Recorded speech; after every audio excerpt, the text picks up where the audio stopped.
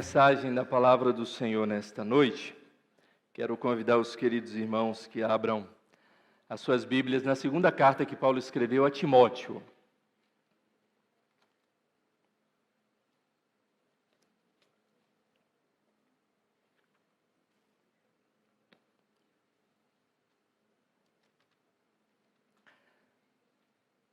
Eu farei a leitura do primeiro capítulo, todo o capítulo 1.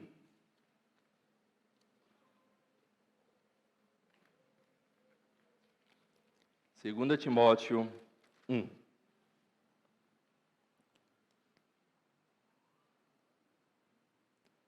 palavra do Senhor nos diz assim: Paulo, apóstolo de Cristo Jesus, pela vontade de Deus, de conformidade com a promessa da vida que está em Cristo Jesus, ao amado filho Timóteo, graça, misericórdia e paz da parte de Deus Pai e de Cristo Jesus nosso Senhor.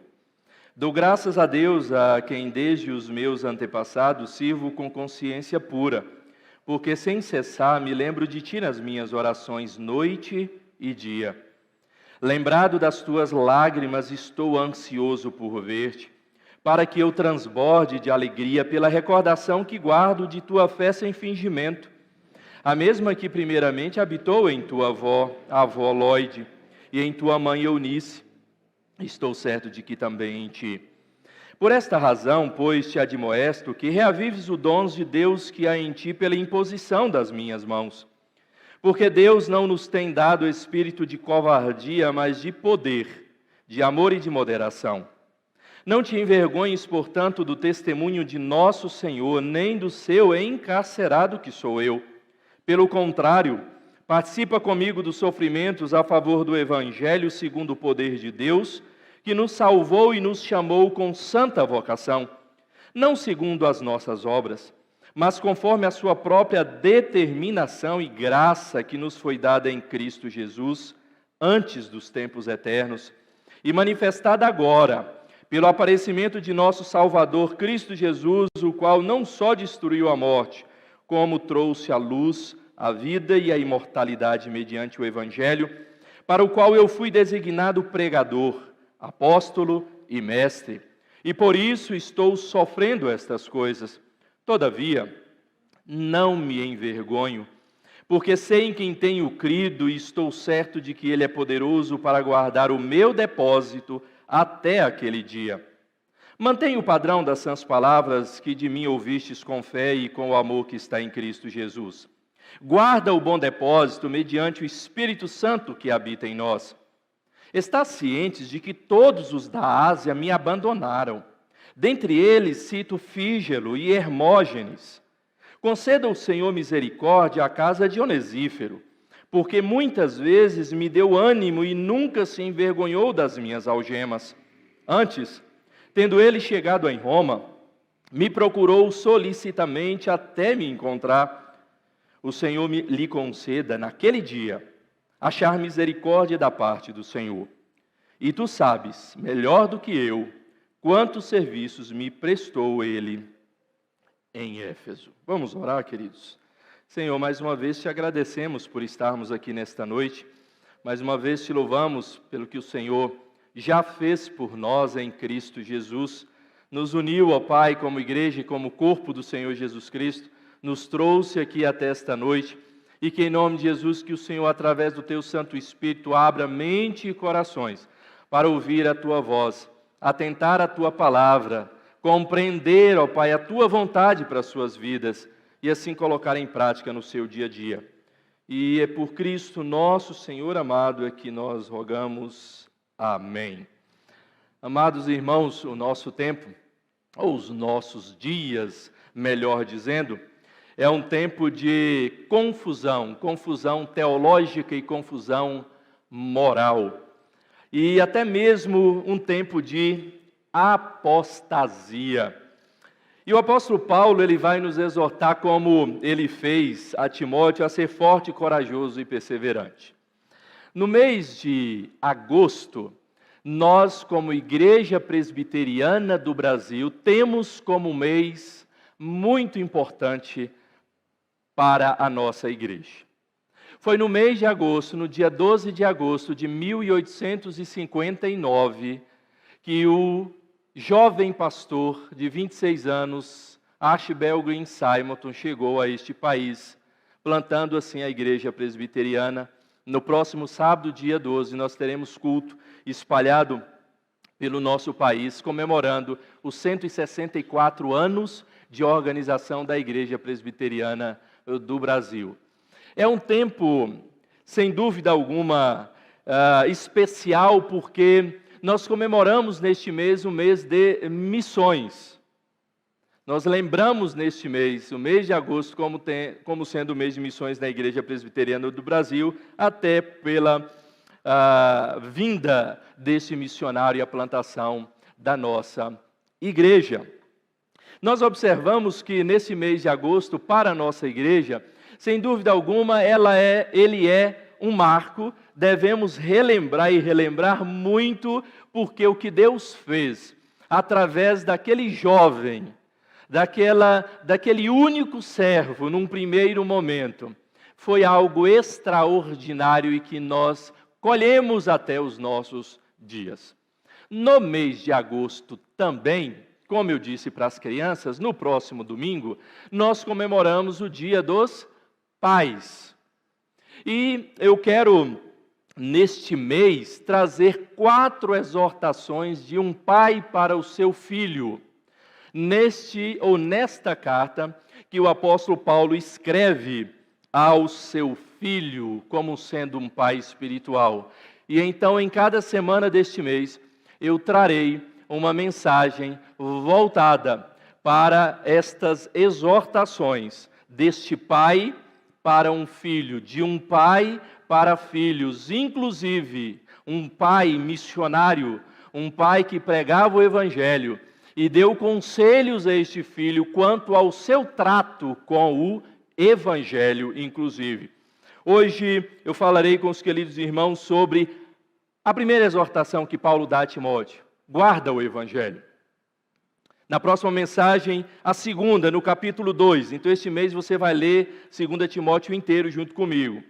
Sofre pelo evangelho. A terceira exortação, no capítulo 3 de 2 Timóteo, persevera no evangelho. E a quarta e última, no capítulo 4, proclama o evangelho. Meus amados irmãos, nós sabemos muito bem que esta carta foi escrita pelo apóstolo Paulo, um velho apóstolo. Um homem que estava preso em Roma pela segunda vez.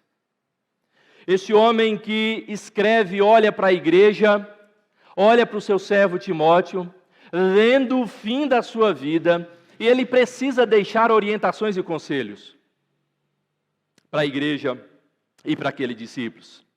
E as palavras que sintetizam muito bem essa epístola que Paulo escreve a Timóteo, são 2 palavrinhas monossilábicas ali no grego. Su, de, tu, porém. Aparece 4 vezes essas 2 palavrinhas. Timóteo, ele fala das circunstâncias e diz, tu, porém. E então passa a trazer estas exortações para Timóteo. Timóteo, ele é chamado, orientado pelo apóstolo a ser diferente. Timóteo, ele vai ser instruído por este apóstolo para que ele não se submetesse às pressões da opinião pública, às pressões inclusive da própria igreja, ou de alguns dentro da própria igreja, a não se conformar com o espírito daquela época que ele estava vivendo, a não se conformar com heresias ou falsos ensinos que estavam adentrando a igreja. São exortações que o apóstolo traz para aquele seu discípulo, aquele filho amado, e permanecer sempre firme na verdade e na justiça de Deus. Eu creio que nada é mais necessário aos cristãos de hoje quanto esta mensagem de coragem, de encorajamento que o apóstolo Paulo dá a Timóteo. O apóstolo Paulo, como eu já disse, ele estava idoso, ele estava definhando numa masmorra úmida, fria lá em Roma. E que ele não tinha mais nenhuma esperança de sair dali ou ter liberdade. Mas ele tinha certeza que ele sairia dali para a morte e para a forca. Esse homem, ele poderia ter olhado para trás e ter visto todos os seus sofrimentos por causa do Evangelho, e ter escrito cartas a este Timóteo, a este jovem, a este filho na fé, dizer: Timóteo, larga disso, não vale a pena, ó o que sobrou para mim, ó o que foi a paga para mim de ter pregado o Evangelho, de ter enfrentado lutas, procura outra profissão, vá fazer outra coisa, Timóteo. Mas não. Paulo, mesmo tendo sofrido, padecido durante o ministério, na pregação e no anúncio do Evangelho, ele ali naquela condição de cárcere, ele escreve animando Timóteo, para que Timóteo faça a mesma coisa que ele fez. Mesmo que Timóteo chegasse no mesmo ponto que ele estava vivendo naquela situação. E então, neste momento da sua vida, o que passa no coração de Paulo é: eu não consigo mais pregar para os de fora, eu não consigo sair daqui e evangelizar mais, eu estou vendo as igrejas que eu plantei, aqueles irmãos que eu evangelizei, se desviando da verdade do Evangelho. O que é que eu posso fazer? Eu tenho que preparar, eu tenho que orientar para que continue esse processo. E orientar para que ele faça isso com outros, que é o que inclusive ele vai dizer no versículo 2 do capítulo 2, e o que da minha parte ouvistes, através de muitas testemunhas, isso mesmo transmite a homens fiéis e também idôneos, para que eles possam instruir também a outros. Então o apóstolo Paulo, ele se preocupa não com a condição que ele estava vivendo ali, mas com a condição das gerações futuras. Gerações de crentes que viriam, geração dos filhos daqueles discípulos que ele mesmo, pregando, se converteu através da sua mensagem. Meus amados irmãos, a igreja dos nossos dias, ela precisa urgentemente atentar para a mensagem desta segunda carta que Paulo escreveu a Timóteo, já que à nossa volta nós vemos cristãos e igrejas abrindo mão do Evangelho. Nós temos visto irmãos ou cristãos e igrejas manuseando o Evangelho de forma desajeitada, incorrendo em erros, perigos e heresias, e muitos vendo o Evangelho escorrer pelos seus dedos, não se preocupando mais também com a verdade do Evangelho. Nós precisamos de uma nova geração de Timóteos. Nós precisamos de uma nova geração de discípulos de Cristo que queiram guardar o depósito, o bom depósito do Evangelho, que recebem para proclamá-lo, para sofrer por ele, para compartilhar de forma fiel as gerações que seguem. Por isso, meus amados irmãos, com base no versículo 14 aí do capítulo 1, guarda o bom depósito, mediante o Espírito Santo que habita em nós. A primeira exortação do apóstolo Paulo a Timóteo: tu, porém, Timóteo, guarda o Evangelho. E sabe por que, meus queridos irmãos, nós devemos guardar o Evangelho? E não aquela guarda de você recebê-lo e colocar dentro de um cofre, dentro de uma gaveta, mas guardá-lo no sentido de atentar a ele, de obedecer a ele, de viver pelo Evangelho. Nós devemos guardar o Evangelho, primeiro, porque nós somos discípulos do Evangelho de Cristo. E é exatamente isto que Paulo vai falar do versículo 1 até o versículo 8. Ele começa, inclusive, falando de si mesmo, Paulo, apóstolo de Jesus Cristo, no versículo 1. E apóstolo de Jesus pela vontade de Deus, de conformidade com a promessa da vida que está em Cristo. E ele então no versículo 2 fala do outro discípulo, escrevendo ao amado filho Timóteo: graça, misericórdia e paz da parte de Deus, da parte de Cristo Jesus, o nosso Senhor. E então Paulo, ele vai colocar a sua vida, a vida de Timóteo, se apresentando como discípulos de Cristo, Mas ele não faz isso de qualquer forma.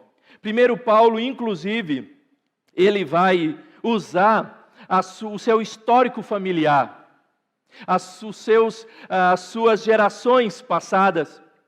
Ele vai falar de como ele viveu anteriormente, aprendendo a lei de Deus, vivendo para se capacitar nessa lei, entregando. A partir do versículo 3 ele diz assim: eu dou graças a Deus, a quem desde os meus antepassados sirvo com consciência pura, porque sem cessar me lembro de ti nas minhas orações noite e dia. É interessante que, se nós observarmos o que Paulo está dizendo aqui, parece hipocrisia do apóstolo Paulo. Como é que Paulo, ele serviu de consciência pura perseguindo cristãos, desde os seus antepassados? Nós conhecemos a história do apóstolo Paulo, a história pregressa dos antepassados do apóstolo Paulo. Mas o que ele está dizendo é isso, que mesmo servindo a lei, ele fazia com consciência pura.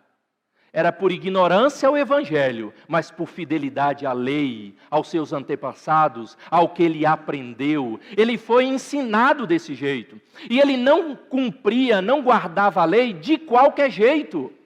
Ele guardava de fato e de verdade a lei. E ele diz: é de consciência pura que eu guardei. E eu fiz de fato dessa forma. Mas é óbvio que houve um marco na vida do apóstolo Paulo. E ele continuou de consciência pura, servindo ao Senhor Jesus Cristo, não mais a lei na sua formação dos antepassados. E quando ele cita Timóteo, ele lembra Timóteo dos antepassados de Timóteo. Ele inclusive fala da vó, fala da mãe. Timóteo, ele é fruto de um casamento misto. A sua mãe, uma judia convertida, era casado com um grego, mas a mãe recebeu a fé da sua avó, não foi do marido, e foi ensinada pela sua avó. A sua mãe manteve na fé da sua avó, a sua mãe ensinou Timóteo o evangelho, ele manteve-se na fé da sua mãe e da sua avó. É isso que Paulo está dizendo aí, no versículo 5, pela recordação que guardo de tua fé sem fingimento, falando de Timóteo, a mesma que primeiramente habitou em tua avó Lóide, em tua mãe Eunice, e estou certo de que também em ti. Sabe por que nós devemos guardar o evangelho? Porque nós somos discípulos do evangelho de Cristo. E nós não podemos de forma alguma jogar o evangelho fora. Porque se somos discípulos de Jesus, foi por causa do evangelho. E nós sabemos muito bem, olhando o que o apóstolo Paulo está dizendo aqui, que quão bom é quando nós nos tornamos discípulos de Cristo através do evangelho, desde berço, desde da nossa casa, com os nossos pais. Você que é pai, precisa saber dessa responsabilidade que você tem, de poder guardar no coração dos seus filhos o evangelho do Senhor Jesus, de inculcar na cabeça dele de tal forma que desça para o seu coração o evangelho do Senhor Jesus Cristo. Quão bom é poder ver os nossos filhos, as nossas crianças, adolescentes e jovens, olhando para trás e olhando para a nossa fé, olhando para a fé dos seus avós, coisas que muitos de nós não temos quando nós olhamos para o nosso antepassado, os nossos antepassados. Ele está dizendo: e a mesma fé que não tem fingimento nenhum na sua avó, na sua mãe, eu vejo também em você, Timóteo. Então, Timóteo, guarda o evangelho, porque você certamente tem história no evangelho. Tem história familiar, tem herança familiar dessa fé. Mas também nós sabemos muito bem que nós conseguiremos guardar melhor o evangelho quando nós estamos ladeados de amigos, de pessoas que também guardam o evangelho. E então Paulo fala dessa amizade espiritual e fala dessa amizade entre eles ali. Paulo, inclusive, lembra no versículo 4, lembrado das tuas lágrimas. Teve um certo momento, nas caminhadas e nas viagens missionárias de Paulo com Timóteo, que Timóteo precisou deixar Paulo. E em lágrimas foram essas despedidas. E ele diz, eu recordo das tuas lágrimas, Timóteo, quando nós nos despedimos. E eu estou ansioso por revê-lo. Eu estou ansioso por dar um abraço em você, para te ver que a alegria transbordando. Meus amados irmãos, sem dúvida alguma, nós conseguiremos guardar o Evangelho de uma forma muito mais fácil quando nós somos amparados pelos nossos amigos, e estes espiritualmente, estes irmãos em Cristo Jesus. Essa amizade cristã, que inclui o companheirismo, a preocupação que o apóstolo Paulo tinha com aquele discípulo amado. Por esta razão, pois, eu te admoesto, reavives o dom de Deus que há em ti pela imposição das minhas mãos, porque Deus não nos tem dado espírito de covardia, mas de poder, de amor e de moderação. Deus entregou a nós que somos discípulos dele o poder do Evangelho. Então, reavives esse poder. Não tenha medo, tenha coragem em proclamar a palavra, em falar do Evangelho, em anunciar o Senhor Jesus Cristo. Esse era o meio que o apóstolo Paulo se coloca do lado de Timóteo para animá-lo. Timóteo estava enfrentando grandes lutas. Timóteo, ele enfrentava não poucas lutas dentro da igreja, inclusive da igreja de Éfeso. E Paulo via aquela luta daquele discípulo jovem, enfrentando embates de inimigos, heresias batendo a porta da igreja. E Paulo diz, eu preciso fazer alguma coisa, porque Timóteo precisa continuar firme guardando o Evangelho. Mas também Paulo vai dizer, você precisa guardar o Evangelho porque há um dom em você, Timóteo. Um dom que foi recebido do próprio Deus. Não jogue fora esse dom. Ele te deu. Exercite este dom. E de fato, meus amados irmãos, Paulo continua no versículo 8 dizendo, não te envergonhes, portanto, do testemunho de nosso Senhor Jesus Cristo, nem do encarcerado que sou eu. Pelo contrário, participa comigo dos sofrimentos a favor do Evangelho, segundo o poder de Deus. Paulo está dizendo, você está sofrendo, Timóteo? Pois é, esses sofrimentos são os mesmos que eu já passei. Então participa comigo. Use esses sofrimentos, olhe para os sofrimentos todos que eu já vivi na pregação do Evangelho. E veja, eu estou aqui, eu não estou desanimado. Eu poderia estar, mas não estou. Não desanime também. Continue guardando o Evangelho. Sabe por quê? Porque somos discípulos do Evangelho de Cristo. Como pode nós, queridos, que fomos alcançados por este Evangelho, nos tornamos discípulos deste Evangelho, esquecer deste Evangelho, jogar fora este Evangelho, trocar este Evangelho por um prato de lentilha ou por qualquer outra coisa? Não dá para fazê-lo. Mas há uma segunda verdade que o apóstolo Paulo nos traz aqui, porque nós devemos guardar o Evangelho. Primeiro, porque nós somos discípulos do Evangelho de Cristo. Segundo, porque nós somos salvos pelo Evangelho de Cristo. Olha o versículo 9 e o versículo 10 que diz, que nos salvou e nos chamou com santa vocação, não segundo as nossas obras, mas conforme a sua própria determinação e graça que nos foi dada em Cristo Jesus, antes dos tempos eternos, e manifestada agora pelo aparecimento de nosso Salvador Jesus Cristo, o qual não só destruiu a morte, como trouxe à luz a vida e a imortalidade mediante o Evangelho. Nós devemos guardar o Evangelho de Cristo, porque nós fomos salvos pelo Evangelho de Cristo. Há algo mais precioso na sua vida do que a salvação? No seu coração tem algo que de fato enche de mais gratidão o seu coração, mais do que a salvação que você recebeu em Cristo? O seu cônjuge traz mais gratidão a Deus do que a salvação que você recebeu de Cristo? Os seus filhos é motivo de maior gratidão do que a salvação que você recebeu de Cristo? Se for, tem algo errado com o conceito ou com o seu coração do que é salvação. Porque não há bem maior neste mundo que possamos receber de Deus do que a graça da salvação. Então nós precisamos guardar o Evangelho, sim, porque nós fomos salvos por Ele. E é impossível, meus amados irmãos, falar do Evangelho sem falar ao mesmo tempo da salvação. O Evangelho é boas novas de salvação. O Evangelho é exatamente isso, boas notícias de nosso Senhor Jesus Cristo, manifestada agora pelo aparecimento de nosso Salvador, Cristo Jesus. O Evangelho é a essência na proclamação da salvação. E salvação vai muito além do que perdão. Muitas vezes as pessoas estão correndo atrás da salvação somente para ser perdoado e não ir para o inferno. O grande problema é do que adianta nós não irmos para o inferno e também não irmos para o céu. A salvação é muito mais do que perdão da condenação. É ingresso no reino eterno do nosso Deus e Pai.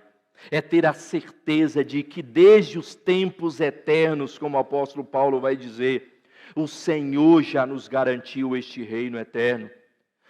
Ele nos chama para a santa vocação, ou seja, Ele nos chama para ser santos, salvos em Cristo Jesus. Porque Deus, diz o apóstolo Paulo escrevendo aos Tessalonicenses, não nos chamou para a impureza, e sim para a santificação. Quando ele escreve aos Coríntios, ele escreve à igreja, aos santificados da igreja de Corinto. Então, meus amados irmãos, por que nós devemos guardar o Evangelho? Porque nós somos salvos por Ele. Nós somos salvos pelo Evangelho, e este Evangelho fez toda a diferença na nossa vida, não só perdoando os nossos pecados, mas transformando a nossa vida. Não adianta dizer, eu não vou para o inferno e vivo de qualquer jeito nessa vida. Eu preciso de fato e de verdade receber o perdão de Deus, mas também receber a transformação do Evangelho. O guardar o Evangelho é exatamente isso, é mostrar a este mundo que nós somos transformados, mudados, e que em Cristo Jesus tudo se fez novo. É a essência da salvação, o Evangelho. É a origem da salvação. Ninguém será salvo se não ouvir a pregação do Evangelho. Ninguém será salvo se não ouvir as boas novas de salvação. Como é que crerão se de nada ouviram? Como é que ouvirão se não há quem pregue? Como é que pregarão se não forem enviados? A fé é gerada no nosso coração através do Evangelho. Por isso nós devemos agradecer muito a Deus e guardar o Evangelho, porque nós somos salvos pelo Evangelho em Cristo Jesus. Meus amados irmãos, o fundamento da nossa salvação está no Evangelho. Não adianta as pessoas buscarem qualquer outra fonte, qualquer outro meio, para alcançar a salvação, não encontrarão se não for no Evangelho. Por mais livros escritos que nós temos sobre teologia hoje, por mais livros que tantos autores hoje buscam escrever de autoajuda cristã, não verão, não conhecerão, não alcançarão a salvação nestes livros. O fundamento da nossa salvação contém lá na essência do Evangelho. Está lá. Não há outro lugar que nós devemos buscar senão no Evangelho. Como é que nós jogamos fora? Como é que nós esquecemos dele? Como é que nós não o temos nos nossos lábios aquelas pessoas que nós amamos ou queremos que conheçam a Cristo, se não falarmos do Evangelho para ela? Não adianta. Tem muitas pessoas que querem atrair muitos para dentro da igreja.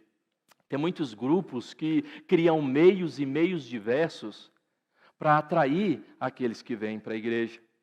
Hoje cedo, pregando em São Paulo, eu falava que hoje em dia a hermenêutica ela tem sido antropocêntrica.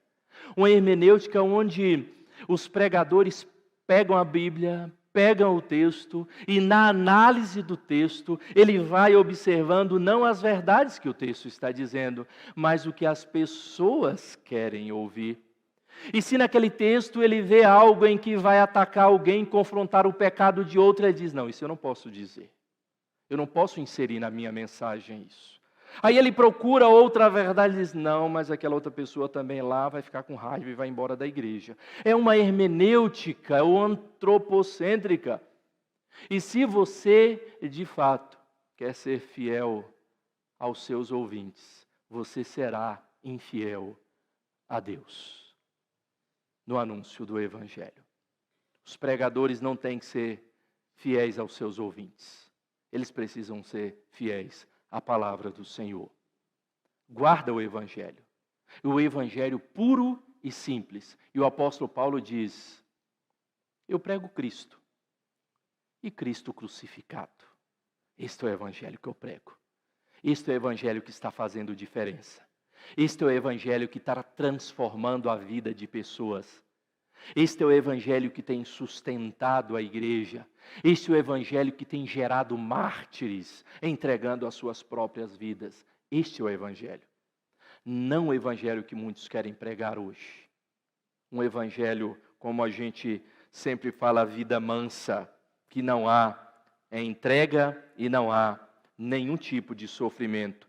E que, de fato, se nós desejamos levantar para pregar o Evangelho e acreditar que nós não enfrentaremos nenhum tipo de oposição, é melhor sentarmos de novo e ficarmos calados.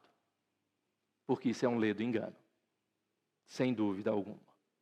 Mas há uma terceira verdade que o apóstolo Paulo nos traz aqui neste capítulo, que nós devemos, essa exortação de que ele traz ao Timóteo, guarda o bom depósito, mediante o Espírito Santo que habita em nós. Primeiro, porque, de fato, o Evangelho, nós devemos guardar o Evangelho, porque nós somos salvos, nós somos discípulos do Evangelho de Cristo. Segundo, porque nós somos salvos pelo Evangelho de Cristo. E em terceiro lugar, meus amados irmãos, você precisa guardar o Evangelho, porque nós somos responsáveis pelo Evangelho de Cristo. O apóstolo Paulo, a partir do versículo 11, vai dizer assim, para o qual eu fui designado pregador, apóstolo e mestre. E por isso estou sofrendo estas coisas. Todavia, eu não me envergonho do Evangelho, porque eu sei em quem tenho crido. E eu estou bem certo que Ele é poderoso para guardar o meu depósito até aquele dia. Então, Timóteo, mantenha o padrão do Evangelho, das sãs palavras, que você é responsável, que de mim você ouviu com fé e com amor que está em Cristo Jesus, e guarda o bom depósito. Nós precisamos guardar o Evangelho, porque nós somos responsáveis pelo Evangelho de Cristo. Você sabia disso?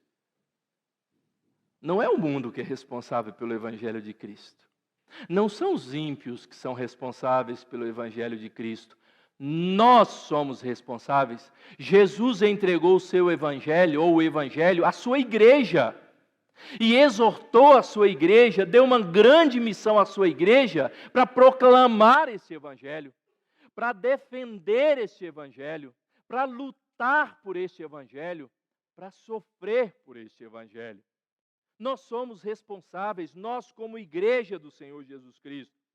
Paulo vai dizer, eu fui designado pregador, mestre, apóstolo deste Evangelho. Nós não temos mais apóstolos nos nossos dias, mas todos os discípulos do Senhor Jesus Cristo são responsáveis pelo Evangelho. Quando você vê alguém pregando um evangelho torto, você precisa confrontar esta pregação, porque você é responsável pelo Evangelho do Senhor Jesus Cristo. Você não pode ouvir e concordar, está certo também isso, porque não está certo. Nós precisamos defender o Evangelho, porque os erros doutrinários, os ventos de doutrina, os anticristos estão espalhados por todo este mundo, pregando um novo Evangelho. Um Evangelho que não é bíblico. Um Evangelho que tira passagens bíblicas, que excluem da revelação de Deus verdades absolutas para agradar grupos, para agradar pessoas. Ou nós assumimos que nós somos guardiões deste Evangelho neste mundo, ou nós de fato não o pregamos mais, ou vamos pregar qualquer outra mensagem de autoajuda aí que com certeza vocês se agradariam muito mais de ouvir. Eu não tenho dúvida disso. Mas nós precisamos continuar pregando o Evangelho. E para isso, nós precisamos guardar o Evangelho. Primeiro, porque a nossa responsabilidade é de comunicar o Evangelho, para o qual eu fui designado pregador. Responsabilidade do crente de anunciar o Evangelho. Responsabilidade do crente de sofrer pelo Evangelho, versículo 12. E é por isso que eu estou sofrendo todas estas coisas. É porque eu sou responsável pelo Evangelho e tenho pregado o Evangelho. E eu tenho sofrido por ele. É responsabilidade do crente zelar pelo Evangelho. Ele vai dizer, porque eu sei em quem tenho crido. Eu não me envergonho daquele que tenho crido. E eu tenho certeza absoluta de que Ele é poderoso para guardar, para me ajudar a guardar, para me fortalecer na guarda deste depósito, deste Evangelho. Meus amados irmãos, a primeira exortação do apóstolo, deste pai a este filho é: guarda o Evangelho. Guarda o Evangelho. Nunca se esqueça disso, Timóteo. Guarda o Evangelho. E que Evangelho, Timóteo, tem que guardar?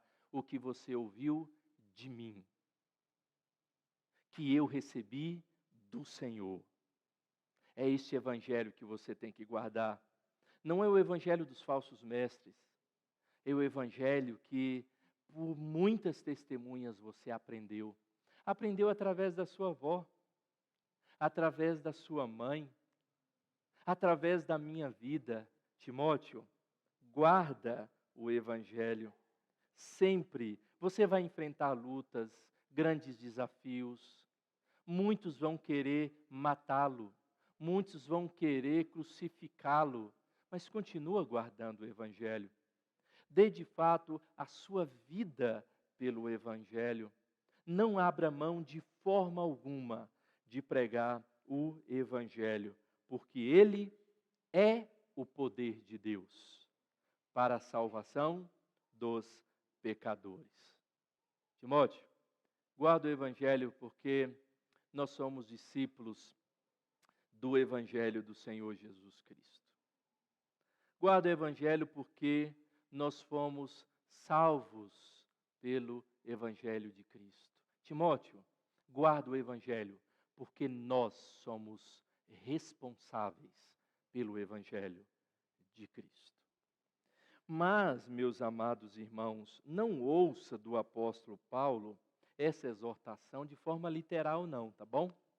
Não guarda numa gaveta esse Evangelho não.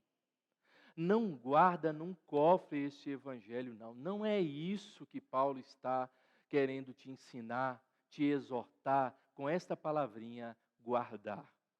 É guardar este Evangelho no seu coração de tal forma que ele vai transbordar aqueles, ou primeiramente aqueles que estão ao seu redor. Paulo ele vai agradecer e agradecer muito por alguns que contribuíram na sua vida, porque guardaram o Evangelho. Paulo ele... Sem microfonia, né? Mas Paulo ele vai trazer o testemunho de alguns irmãos, testemunhos maus, é verdade de alguns.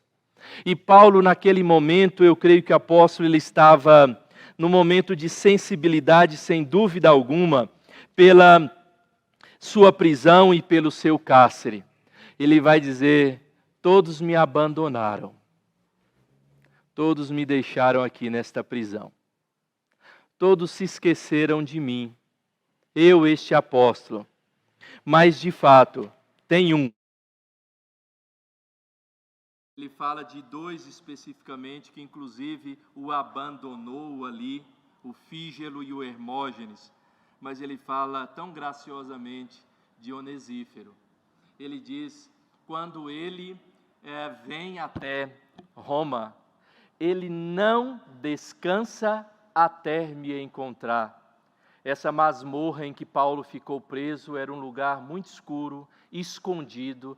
Propositalmente os romanos colocaram ele ali para ser esquecido, na masmorra babetina chamada.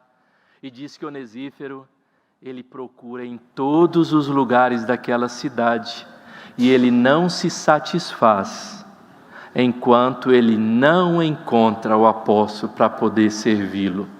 Aquele dali guardou o evangelho, aquele dali serviu ao evangelho, abençoando a vida deste apóstolo, enquanto tantos outros haviam o deixado e abandonado. Meus amados irmãos, quando nós guardamos o evangelho, nós não podemos esquecer de outras pessoas deste mundo que tantos carecem ouvir do evangelho, que tanto carece ser consolado, confortado e confrontado pelo evangelho do Senhor Jesus Cristo. E nós estamos guardando num buraco bem profundo e soterrado o evangelho.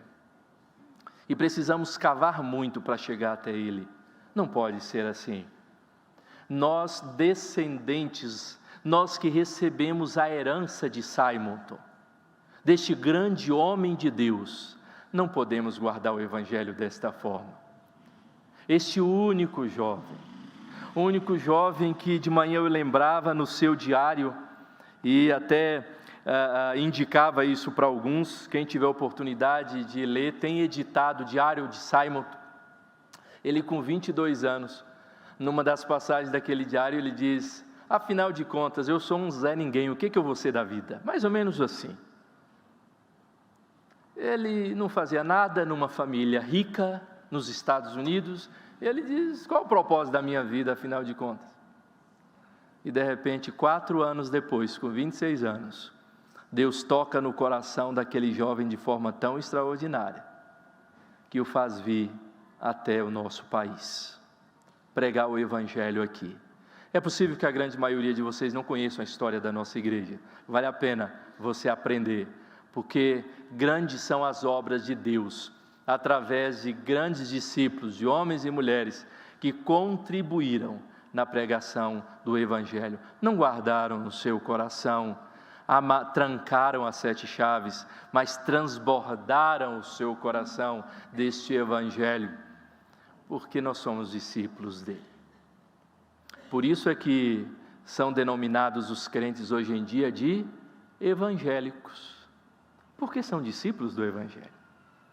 Infelizmente, essa denominação evangélicos já não é tão bem vista assim, mas nós devemos viver porque nós somos, ou guardar o evangelho, vivendo no evangelho, porque nós somos discípulos dele.